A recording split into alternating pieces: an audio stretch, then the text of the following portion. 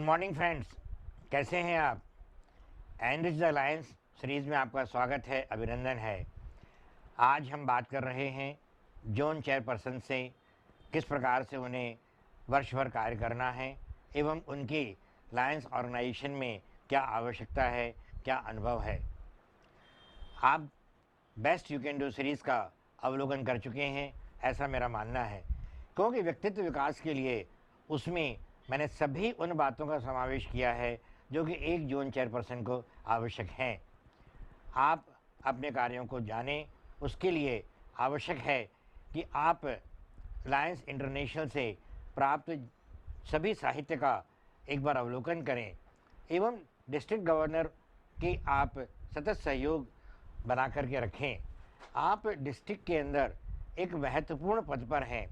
मित्रों, मैं तो ये कहता हूँ कि आपका पद गेट वे ऑफ इंडिया है, यानी कि एक डिस्ट्रिक्ट की जो नेतृत्व के अंदर प्रवेश के लिए यह पद आवश्यक है। और वही पद आज आपको माननीय डिस्ट्रिक्ट गवर्नर महोदय ने आपकी कार्यकुशलता को ध्यान में रखते हुए आपको आवंटित किया है। आपके अंतर्गत 3 या 4 क्लब्स नॉर्मली होते हैं। आप जो क्लब खोलेंगे वह भी इसी के अंतर्गत शामिल होंगे। डिस्ट्रिक्ट गवर्नर के विश्वास को आप अवश्य कायम रखें, क्योंकि उन्होंने बहुत सोच समझ करके आपको यह पद दिया है। क्योंकि आप सभी क्लब्स के बीच में एक प्रशासनिक प्रमुख के रूप में कार्य करते हैं। जो भी क्लब आपको प्राप्त हुए हैं उन्हें किस प्रकार से मार्गदर्शन देना है, यह आपका प्रथम कार्य है। आप उनके मित्र भी हैं, सखा भी हैं और प्रशासक भी हैं। आप देखेंगे कि आपका सतत संपर्क क्लब को बहुत ऊर्जावान बनाता है।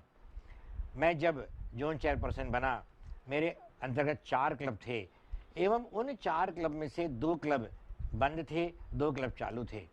मैंने सबसे पहले यही प्रयास किया कि उन बंद क्लब्स के जो अध्यक्ष थे उन्हें ढूंढा, सदस्यों को ढूंढा, नई टीम का गठन कराया एवं वह दोनों क्लब अच्छी तरह से आज भी चल रहे हैं। तो यह हमारे अपने खुद के कार्य हैं, जिसके आधार पर कि आपकी अपनी एक पहचान बनती है। आपकी जिम्मेदारी है कि आप इन क्लब्स के अंदर जो भी सदस्य हैं उन्हें अपना मित्र बनाएं। अध्यक्ष हैं, सचिव हैं, कोषाध्यक्ष हैं एवं प्रथम उपाध्यक्ष, इनके साथ आपका सतत जीवंत संपर्क होना चाहिए। मासिक रिपोर्ट आपको प्राप्त करनी चाहिए। यदि मासिक रिपोर्ट बनाने में क्लब को दिक्कत जा रही है तो आप साथ में जाकर के बैठ कर के रिपोर्ट बनवाएं, देखें कि किस प्रकार से वह रिपोर्ट बन सकती है। डिस्ट्रिक्ट ड्यूज़, इंटरनेशनल ड्यूज़ क्लब के द्वारा अवश्य प्रेषित किया जाना चाहिए एवं यदि क्लब के सदस्य ड्यूज़ नहीं दे रहे हैं तब आप उनसे संपर्क बना करके क्लब को कैसे ड्यूज़ प्राप्त हो एवं इंटरनेशनल तथा डिस्ट्रिक्ट को उन ड्यूज़ का भुगतान हो, यह भी आपकी जिम्मेदारी के अंतर्गत ही है। आप कतई अपने आप को ऑफिसर ना समझें कि मैं ऑफिसर बन गया हूँ, अब तो मेरे अंदर जो भी क्लब्स हैं उन्हें आकर के मुझे रिपोर्ट करनी चाहिए। आप उनके सहयोगी हैं, सखा हैं, जैसा कि मैंने पहले कहा था। आपको रीजन स्टाफ मीट के अंदर भाग लेना है, आपको जोन स्टाफ मीट का आयोजन करना है। और जब आप रीजन स्टाफ मीट में जाकर के या रीजन कॉन्फ्रेंस में आप जाते हैं, वहाँ पर आप अपने जोन की जब रिपोर्ट पेश करते हैं तब वो एक आईना होती है कि आपके जोन के अंदर क्लब कितने सशक्त हैं, किस प्रकार से काम कर रहे हैं। आप को नए क्लब्स भी खोलना है, आपको सदस्यता वृद्धि भी करानी है, क्योंकि जब नए खून का संचार आपके जोन में होगा तभी आपका जोन आगे बढ़ पाएगा। आपको सभी अध्यक्षों को आगामी क्या पुरस्कार उन्हें प्राप्त हो सकते हैं, इस बारे में भी गाइडेंस देनी है। न केवल डिस्ट्रिक्ट कॉन्फ्रेंस के अवसर पर बल्कि मल्टीपल कन्वेंशन में भी आप उनके सहयोगी बनकर के काम कर सकते हैं। मित्रों, आप जोन सलाहकार समिति के भी प्रमुख हैं और इसके अंदर आपके जोन में जितने भी क्लब्स हैं उनके सचिव, कोषाध्यक्ष, अध्यक्ष एवं प्रथम उपाध्यक्ष इसके सदस्य होते हैं। आप इसमें इन क्लबों के डिस्ट्रिक्ट चेयरपर्सन्स को भी आमंत्रित कर सकते हैं। आपको 3 जोन मीटिंग्स का आयोजन करना है। पहली जोन मीटिंग आपको डिस्ट्रिक्ट शपथ ग्रहण समारोह के पहले आयोजित करनी हैगी। और इसमें हर क्लब को ये समझाइश देनी है कि उन्हें किस प्रकार से अपना बजट बनाना है, किस प्रकार से उन्हें अपना शपथ ग्रहण कराना है और उनको क्या पूरी की पूरी रूपरेखा बनानी है पूरे वर्ष भर कार्य करने के लिए।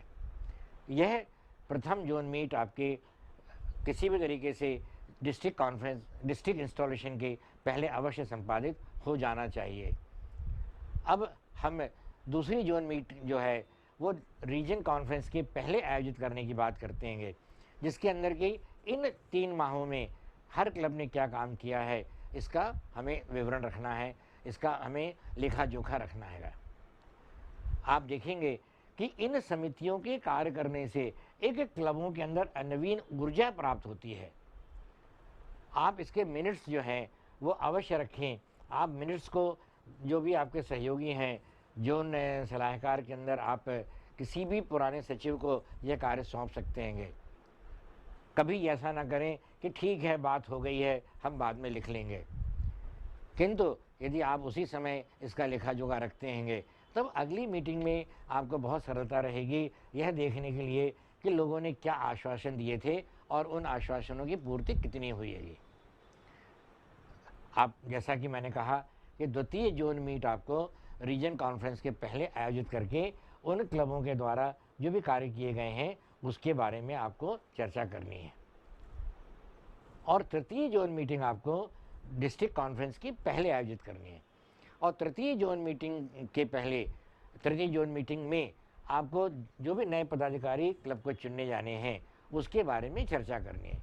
क्लब के ड्यूज़ बराबर भुगतान हो गए हैं अथवा नहीं, कोई ड्रॉपेज तो नहीं है, मेंबरशिप ह्रास तो नहीं है, ये प्रमुख विषय हैं। इन सब पर आपको विशेष ध्यान रखना है।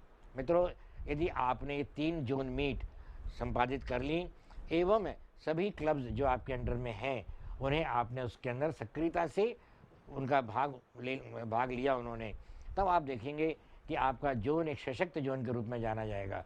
और इससे जो आपको ऊर्जा प्राप्त होगी वह आपको आगे रीजन चेयरपर्सन बनने में और डिस्ट्रिक्ट गवर्नर बनने में भी सहायक होगी।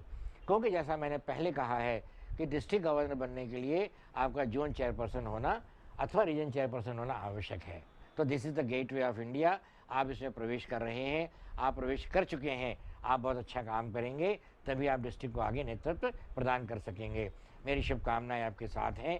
आपका वर्ष बहुत अच्छा रहे, आप सशक्त जोन चेयरपर्सन बनकर के उभरें। इन्हीं शुभकामनाओं के साथ में जय हिंद, जय लायनवाद।